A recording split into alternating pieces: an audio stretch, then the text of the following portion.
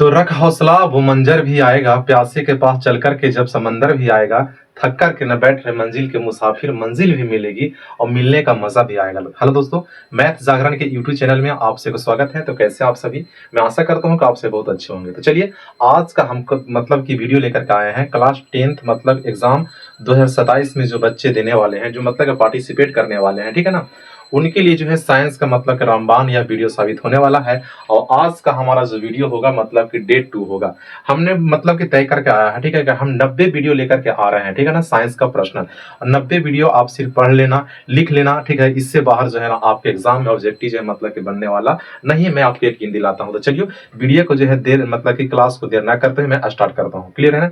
अगर अच्छा लगेगा वीडियो आपको, ठीक है, तो मेरे चैनल को जो है ना एक बार सब्सक्राइब कर दीजिएगा, वीडियो को लाइक कर दीजिएगा और कमेंट बॉक्स में जरूर कमेंट कीजिएगा। तो आइए मेरे बड़े भाई, ठीक है, आप में थोड़ा सा ध्यान दीजिए यहाँ पर क्या कहता है। सो ठीक है, देखिए पहला सवाल हमारा है, ऑब्जेक्टिव हमारा सवाल है, ठीक है ना। पहला सवाल हमारा फिजिक्स का है, ठीक है। देखिए इसमें फिजिक्स केमिस्ट्री बायोलॉजी सब मिला जुला है मेरा, ठीक है। तो पहला हमारा सवाल है कि आभासी प्रतिबिंब हमेशा होता है। मैं आपको बता दूं, आभासी प्रतिबिंब का ही दूसरा नाम होता है काल्पनिक प्रतिबिंब। इसी को हम लोग क्या बोलते हैं, ठीक है, वर्चुअल इमेज बोलते हैं। क्या बोलते हैं इंग्लिश में? वर्चुअल इमेज बोलते हैं। क्लियर है ना? तो अगर आपसे पूछेगा कि बताओ कि आभासी प्रतिबिंब हमेशा कैसा होता है, ठीक है, तो आभासी प्रतिबिंब को ही हम लोग बोलते हैं काल्पनिक प्रतिबिंब और काल्पनिक को ही बोलते हैं हम लोग आभासी प्रतिबिंब, ठीक है। तो जहां भी आभासी प्रतिबिंब बनेगा वहां पर प्रतिबिंब जो उसकी होगी वस्तु की अपेक्षा सीधा होगा। क्या होगा? सीधा होगा। इसको कैसे याद रखेगा? देखिए आभासी के लास्ट में सी है तो सी से क्या हो जाएगा? सीधा हो जाएगा। क्लियर? यहां से याद खत्म हो गया ना, ठीक है। कोई डाउट मतलब कि नहीं होना चाहिए। सवाल नंबर सेकंड का था कि वास्तविक प्रतिबिंब हमेशा होता है, जिसे हम बोलते हैं रियल इमेज, ठीक है ना, कि वास्तविक प्रतिबिंब हमेशा वस्तु की अपेक्षा कैसा होता है।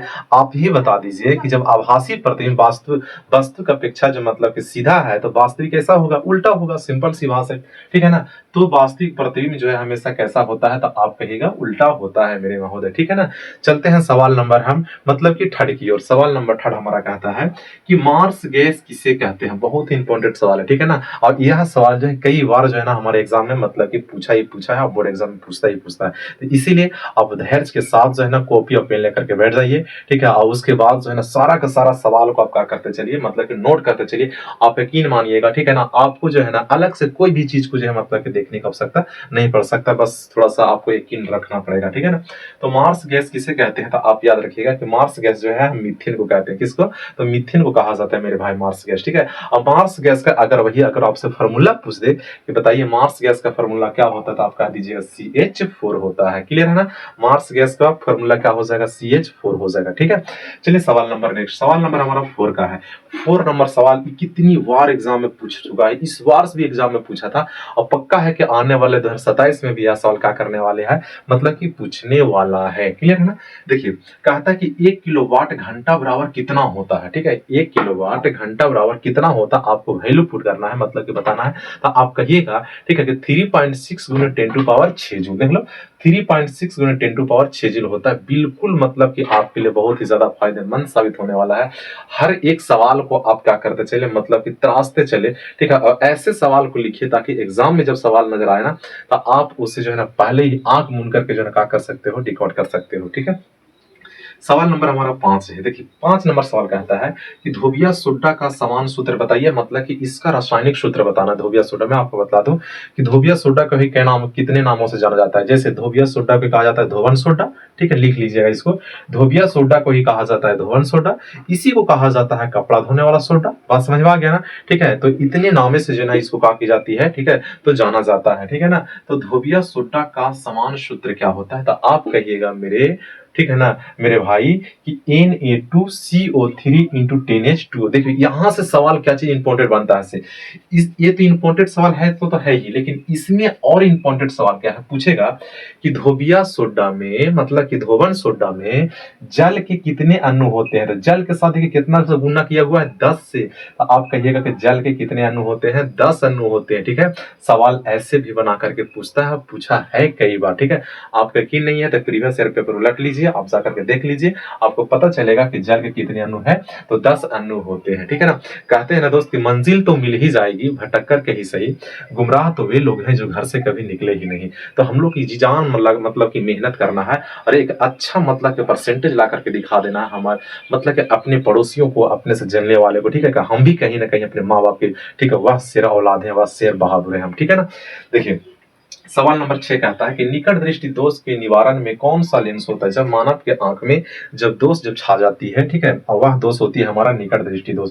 तो जब निकट दृष्टि दोष हो जाता है तो हमें मतलब कि उसको उपचार के लिए जो है हम लोग जो लेंस जो लगाते हैं, ठीक है, कौन सा लेंस होता है, तो मैं आपको बता दूं कि निकट दृष्टि के दोष को दूर करने के लिए हम लोग अवतल लेंस का प्रयोग करते हैं। किसका? अवतल लेंस का प्रयोग करते हैं, ठीक है ना। आप देख सकते हैं यहाँ पर लिखा हुआ है अवतल लेंस की। इसको हम कैसे याद रखेंगे? देखिए निकट जो है 3 अक्षर का है, 1 2 3 अक्षर, तो 3 के बाद कितना होता है? 4 होता है। तो अवतल 4 अक्षर का, देख लीजिए अवतल का अक्षर का हो गया, 4 अक्षर का हो गया, ठीक है। तो निकट पूछेगा, निकट 3 अक्षर के थे, एक बढ़ जाइए, कितना हो जाएगा? 4 हो जाएगा, अवतल लेंस हो जाएगा। डॉट खत्म हो गया ना।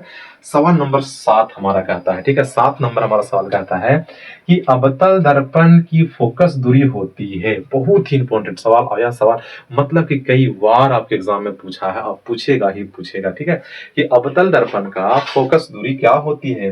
तो आप कह दीजिएगा कि अवतल दर्पण की फोकस दूरी जो होती है ऋणात्मक होती है। क्या होती है? ऋणात्मक होती है। बस आपको इतना सिंपल सी भाषा में क्या करना है, आपको याद रखना है, यहाँ पर सेट करके रखिए, दिमाग में सेट करके रखिए। कॉपी हमारा एक सिर्फ क्या चाहिए? हेल्प है, ठीक है। आप अगर भुला जाते हो ना तो कॉपी को उलट करके आप पुनः देखिएगा ना तो याद हो जाएगा, लेकिन आपका दिमाग जो है ना, अब जहां पर जाइएगा ना वहां पर आपका दिमाग आपके साथ साथ जाएगा जी। इसीलिए हम कहते हैं दिमाग में नोट करके रखिए, ठीक है। फालतू की चीजों को दिमाग से बाहर निकाल दीजिए और अच्छे अच्छे चीजों को जो है ना यहाँ पर कवर करके रखिए, बहुत मजा आएगा, ठीक है। देखिए पसीना भी चू रहा है, ठीक है ना, गर्मी लग रही ज्यादा। 8 नंबर सवाल कहता है कि उत्तल दर्पण की फोकस दूरी क्या होती है। दोनों सवाल इंपॉर्टेंट है जी, एकदम याद रखिएगा, एकदम गांठ बांध लीजिएगा एकदम, ठीक है, कि उत्तल दर्पण की फोकस दूरी जो है धनात्मक होता है। क्या होता है मेरे भाई? धनात्मक होता है। क्या होता है? धनात्मक होता है, ठीक है ना। कि उत्तल दर्पण की फोकस दूरी क्या होती है, तो आप कहिएगा धनात्मक होती है, ठीक है ना। उसके बाद हम चलते हैं सवाल नंबर 9, मोस्ट इंपोर्टेंट सवाल, इसको जो टिक आउट कर लीजिएगा, डबल टिक आउट कर लीजिएगा, कि प्रतिरोधकता का ईशा मात्रक क्या होता है, ठीक है। किसका पूछा है? प्रतिरोधकता का ईशा मात्रक क्या होता है, तो आप कहिएगा कि प्रतिरोधकता का ईशा मात्रक जो होता है ओम मीटर होता है मेरे बहादुर शेर बहादुर, ठीक है। क्या होता है? मतलब कि ओम मीटर होता है। किसका? प्रतिरोधकता का, ठीक है। तो आप कहिएगा प्रतिरोधकता का ईशा मात्रक ओम मीटर होता है, ठीक है ना। उसके बाद जो है सवाल नंबर 10 कहता है हमारा कि वोल्ट मीटर को किस क्रम में जोड़ा जाता है, ठीक है। क्रम दो होता है, एक श्रेणी क्रम होता है, एक समांतर क्रम होता है। यहां से एक सवाल और लिख लीजिएगा कि श्रेणी क्रम को हम लोग जो है ना श्रेणी श्रेणी क्या बोलते हैं उसको? वोल्ट मीटर होता है। वोल्ट मीटर को किस क्रम में जोड़ा जाता है, तो समांतर क्रम। एक होता है श्रेणी क्रम, एक होता है समांतर क्रम, जिसमें एक होता है ए मीटर, एक होता है वोल्ट मीटर। ए मीटर का हम लोग श्रेणी क्रम में जोड़ते हैं और वोल्ट मीटर को हम लोग समांतर क्रम में जोड़ते हैं। क्लियर है ना कि ए मीटर को किस क्रम में जोड़ा जाता है, तो आप कहिएगा श्रेणी क्रम में। देखिए घर में जो लगा हुआ जो तार जो होता है ना, उस समांतर क्रम में जुड़ा हुआ था, ठीक है। कौन सा क्रम में? समांतर क्रम में होता है, ठीक है। तो यही नोट कर लीजिए कि वोल्ट मीटर को किस क्रम में जोड़ा जाता है, तो आप कहिएगा समांतर क्रम में, या फिर कहेगा समांतर क्रम को, ठीक है, किसको जोड़ा जाता है, तो वोल्ट मीटर को जोड़ा जाता है, ठीक है ना। अगला सवाल हमारा है सवाल नंबर 11 है कि दर्पण सूत्र बताइए। मतलब कि दर्पण सूत्र क्या होता है, आपको ऑब्जेक्टिव में देगा और 4 ऑप्शन देगा और 4 ऑप्शन को घुरा फिरा करके देगा, माइनस प्लस में करके देगा। तो आप इतना दिमाग में नोट कर लीजिए, इसको भुलाना नहीं है, क्या कि सब के सब हमारा प्लस में होता है, ठीक है।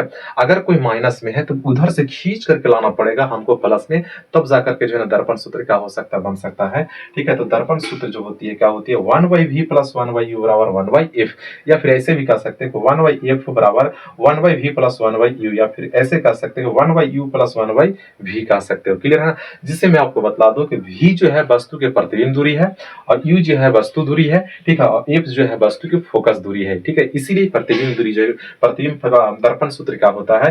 1/f बराबर 1/v + 1/u होता है, ठीक है।